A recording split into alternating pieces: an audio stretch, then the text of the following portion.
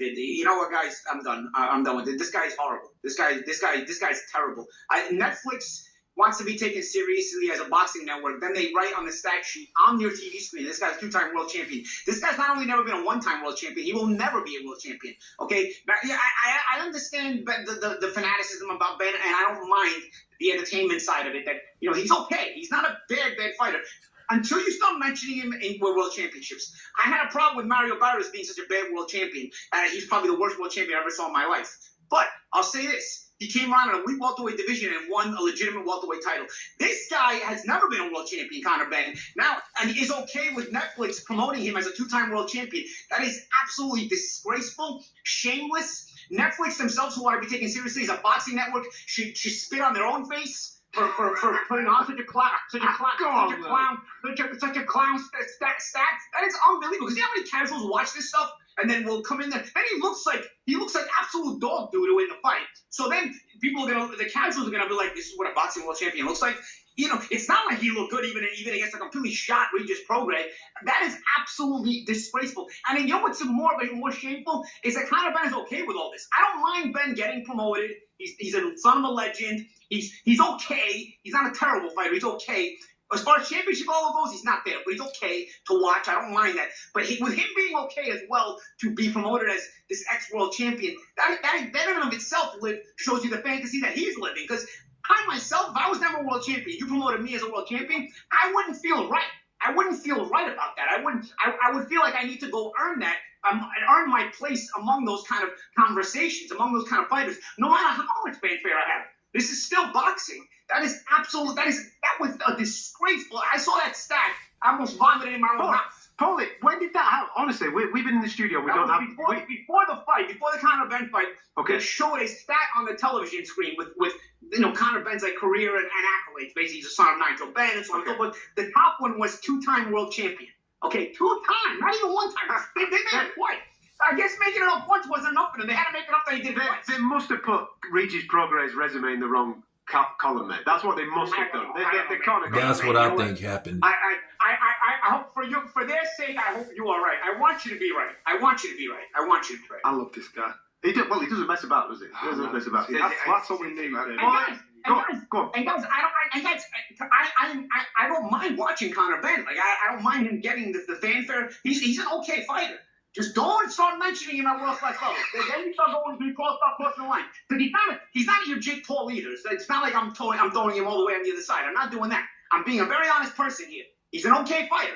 Okay, but don't start mentioning him with these world-class situations and world-class fighters. He talks about Shakur Stevenson and all this other stuff. This name belongs nowhere near those guys, okay?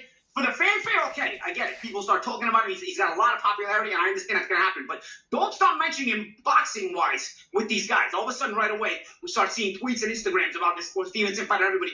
Shakur Stevenson would beat him with one hand. I would beat him right now. I would beat him, okay? Watch my fight next month on Bare Knuckle. Make up your own minds. BKB, May 16th in Manchester. I'll be there, baby. I'll be there. I'm watching you, man. I'll be watching that. Conner Benn's invited too if he wants a piece afterwards. He's just on the Netflix broadcast. I'll beat him right now. I'm not. I kid you not. You just see that rhythm? He doesn't even know why he's jumping up and down. He's jumping up and down. He's leaping in with jabs. He doesn't even know what he's doing and why he's doing it. He's just doing it. You watched the guy fight, right? I mean, you saw the thing fight. Yes. Right? Paul, does he know what he's doing? I want to get your opinion. Does he know why he's doing it? I want to get your opinion on this because he's just on the broadcast. Hey, whether you like it or not, Paulie Malignaggi is a former champion. I gotta admit though, Paulie Malignaggi, I haven't forgot that stupid racist shit that he said many moons ago, but you gotta give him credit when the credit is due. At the end of the day, for the most part, I believe that he's absolutely right about Conner Benn. That style that Conner Benn fights in, I think it would be disastrous against certain fighters.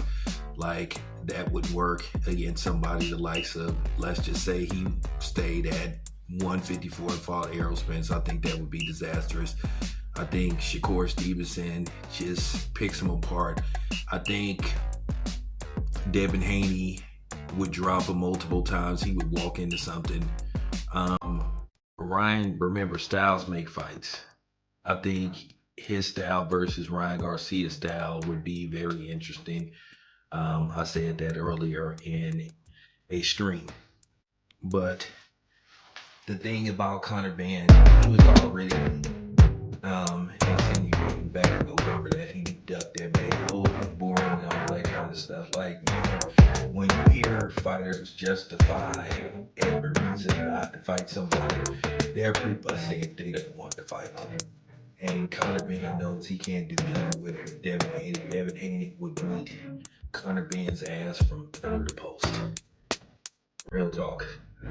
So, you know, it was just funny to hear Paulie go in on him like that, but I gotta be completely honest about it. You wasn't a big puncher. I saw you fight several times. You had a good jab. You was a good boxer, but your Achilles heel was you had next to no power. I think you had single digit knockouts as a fighter. So what does that say?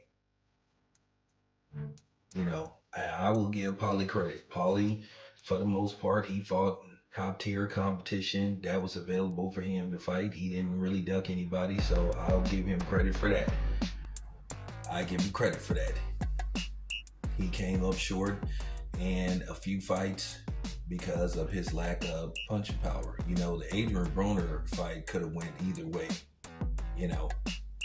So with that being said, I gotta give him credit, but that was hilarious watching him go in on Conner Benn saying that he's terrible. And usually, you know, ex-fighters don't usually critique fighters like that, but you know, a lot of times Paulie talks from the soul.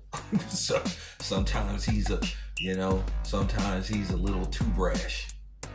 And he gets a little overzealous and excited when he gives his opinion. I've interviewed Paulie a few times, but yeah, Paulie, at this point, you can't do nothing with Conner Benn. I'm just keeping it a buck. You like 40-something years old, you know. But don't be surprised if, you know, a light bulb goes over Conner Benn's head. But nevertheless, I just wanted to give my opinion and let you guys see. It was pretty fucking hilarious hearing Paulie go in like that. But nevertheless, this your boy Town Biz. I'm out.